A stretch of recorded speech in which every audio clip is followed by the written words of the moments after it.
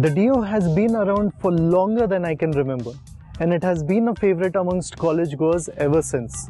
And this is especially because of the way it looked, striking and decked up to woo the crowd around you. Now the Dio has received updates gradually over the years, the latest one being in the form of BS4. But these days, the college goers are spoiled for choice.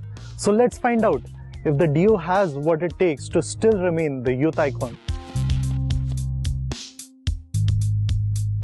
Not much has changed on the new Dio, as it carries forward the design lines of the earlier scooter launched back in 2012. Be it the front, the sides or the rear. Even the details like the headlamp, mirrors, the flat seat and the tail light remain unchanged. What's changed though is the diamond-shaped two-pod cluster and the graphic scheme, which does add some freshness to the design. We've always liked the sharp curves and the edges of the Dio, and the two-tone paint scheme has only heightened the styling of the scooter.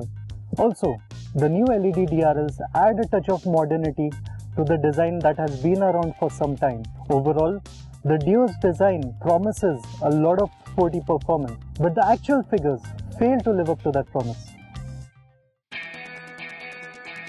Some years back, Honda upgraded the 102cc motor from the first generation Dio to the 109cc motor from that of the Activa. Power and torque output are almost identical to the Activa and are in the same ballpark as its other 110cc rivals. But what really holds the Dio back is the age-old Variomatic transmission, which takes time to engage and deliver all that power to the rear wheel. As a result, 0 to 60 is achieved in about 9.3 seconds, which is relatively less than something like the TVS Vigo that offers similar power and torque figures but gets a more modern CVT gearbox that engages right from the word go. Due to this, the Vigo can do the same run about half a second quicker. However, once the Dio gets going, it manages the kickdown from 20 to 80 kmph in 19.64 seconds, which is over a second quicker than its TVS rival. While those numbers might have qualified as sporty back in the day, there are many scooters today that will do far better in this department. If only Honda had tweaked the engine slightly to offer a bit more punch. Thankfully though, the Dio fights back with great fuel efficiency numbers, which helps its practicality quotient. In city riding conditions, the Dio returned 55 kmpl, while on the highway it managed nearly 60. One of Dio's forte has been its handling, and that really hasn't changed. Of course, we are not comparing it to a motorcycle, but it feels quite nimble when changing directions and fairly confident while darting in and out of traffic. To keep costs in check, the company continues to offer bottom-link suspension up front, while the rear gets a monoshock. We are not complaining about how the Dio handles at all, but just imagine how better it would have handled if Honda would have provided it with telescopic suspension. This suspension setup is on the stiffer side, and you really don't want to take this scooter on badly broken roads, as you can literally feel every bump, so you really need to keep your speed in check to better tackle the urban jungle. Now the 130mm drum brakes seen on the earlier scooter stay unchanged on the new Dio as well.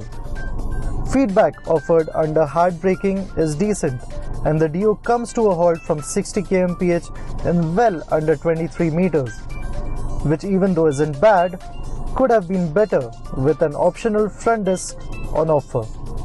Honda's patented Combi brake system is on offer as well, and it certainly helps balance out braking load.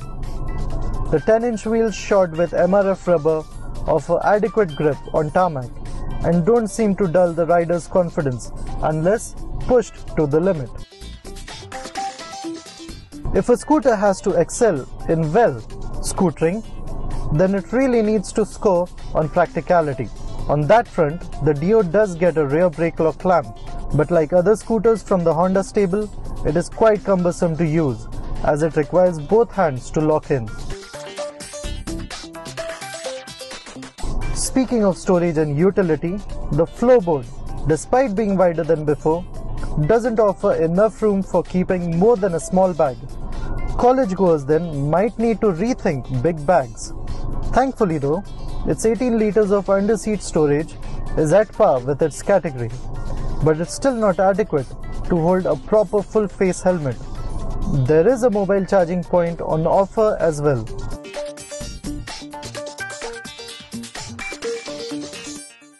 Newer scooters have really spoiled us for choice when it comes to small touches here and there to enhance their practicality. And the Dio really misses out on stuff like a remote seat opener, an external fuel lid, or even the small cubby holes that you see in the front.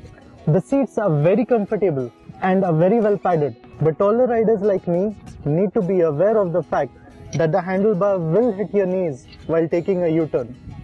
The footrest for the pillion riders are also inadequately designed, and the way it is positioned, it will tend to hit the rider's legs every now and then while maneuvering in the city.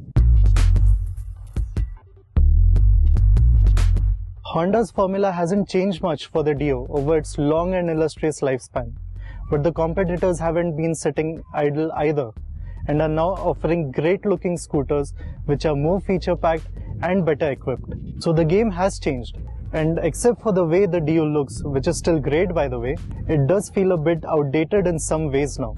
But its biggest saving grace though is its pricing, which still undercuts most of its competition. No wonder it is still a favorite among youngsters. That said, we really think it is time that Honda ups their Dio's ante in order to stay relevant in the years to come.